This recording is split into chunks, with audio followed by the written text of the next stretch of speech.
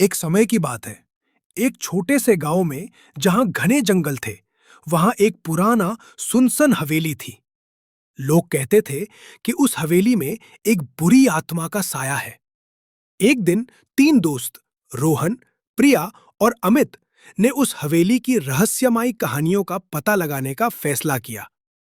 एक अंधेरी रात में तीनों हवेली की तरफ चल पड़े। जैसे ही वे हवेली के पास पहुंचे, उन्हें एक अजीब सी खामोशी महसूस हुई, जिसे सिर्फ पेड़ों की सरसराहट तोड़ रही थी। हवेली का दरवाजा खुला था, जैसे किसी ने उन्हें अंदर आने का न्योता दिया हो।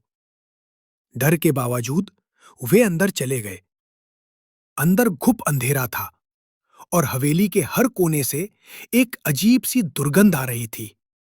रोहन ने अपनी फ्लैशलाइट जलाई और जैसे ही रोशनी दीवारों पर पड़ी, उन्हें पुराने फटे हुए पर्दे और जाले दिखे। वे धीरे धीरे आगे बढ़े।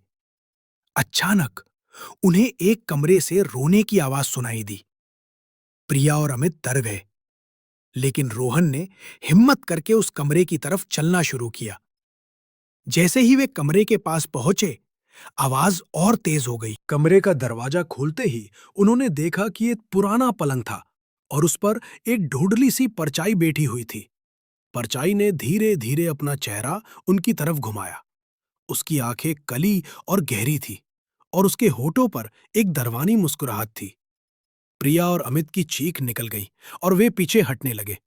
रोहन भी डर गया, लेकिन उसने हिम्मत करके फ्लैशलाइट उस परछाई की तरफ की।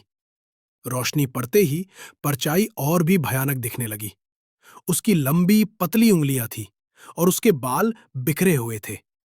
उसने अपनी लंबी उंगलियों से उनकी तरफ इशारा किया, जैसे उन्हें अपनी तरफ बुला रही हो।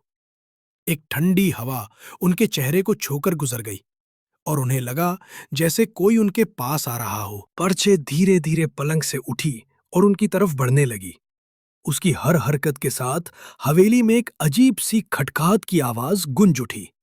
तीनों दोस्त एक दूसरे को देखने लगे। उनकी सांसें तेज हो चुकी थीं। उन्हें समझ नहीं आ रहा था कि अब क्या करें। परछाई और करीब आती जा रही थी और उसकी आंखों में एक बुरी चमक थी। अचानक अमित ने एक कुर्सी उठाई और उस परछाई की तरफ फेंक दी।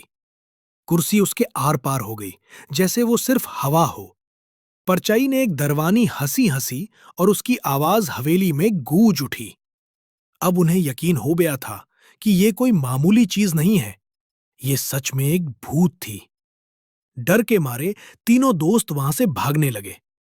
वे हवेली के कॉरिडोर से होते हुए बाहर निकलने की कोशिश कर रहे थे, लेकिन हर मोड़ पर उन्हें लग रहा था जैसे भूत उनका पीछा कर रहा हो। उन्हें हर तरफ उसकी दरवानी हंसी सुनाई दे रही थी। हवेली की पुरानी लकड़ी की फर्श उनके कदमों के नीचे चरमरा रही थी और हर आवाज उनके डर को और बढ़ा रही थी। जैसे ही वे मुख्य दरवाजे की तरफ भगे, दरवाजा अपने आप जोर से बंद हो गया। उन्होंने उसे खोलने की कोशिश की, लेकिन वो जम हो चुका था। तभी उन्होंने अपने पीछे एक ठंडी सांस महसूस की। पलटकर देखा तो वो परछाई उनके ठीक पीछे खड़ी थी। उसकी आंखें अब लाल हो चुकी थीं और उसके चेहरे पर गुस्से का भाव था।